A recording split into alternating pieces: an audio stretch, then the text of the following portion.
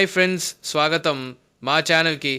ఇవాళ మనం మాట్లాడుకోబోతున్న సినిమా 2022లో విడుదలైన మలయాళ ఎరోటిక్ థ్రిల్లర్ చతురం గురించి. ఇది ఓ సాధారణ ప్రేమ కథలా అనిపించిన, లోతుగా చూస్తే చాలా మానసిక ఆటలతో నిండిన కథ. పూర్తి వివరాలకు ఈ వీడియోని ఎండింగ్ వరకు చూడండి. చతురం అంటే తెలుగులో చతురుడు లేదా కుటిలమైన వ్యూహాలవాడు.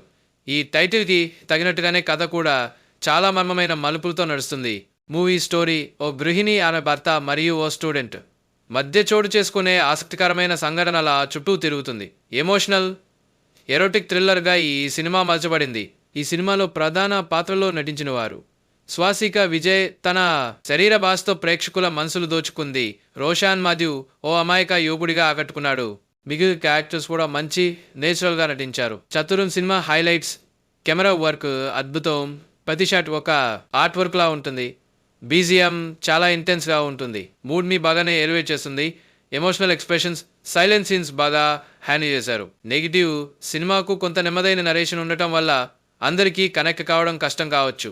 ఎరోటిక్ కాన్సెప్ట్ కాస్త అధికంగా ఉండటం వల్ల ఫ్యామిలీ ఆడియన్స్కి తక్కువగా సరిపోతుంది. మొత్తం అంటే చతురం డిఫరెంట్ ఎక్స్పీరియన్స్ మూవీ.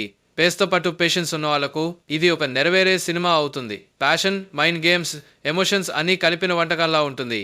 ఇలాంటి మరిన్ని ఇంట్రెస్టింగ్ రివ్యూల కోసం మా ఛానల్ను సబ్స్క్రైబ్ చేయండి. మీ అభిప్రాయాన్ని కింద కామెంట్స్లో పంచుకోండి. మళ్ళీ కలుద్దాం మరో వీడియోతో. జై తెలుగు సినీ ప్రేమికులారా.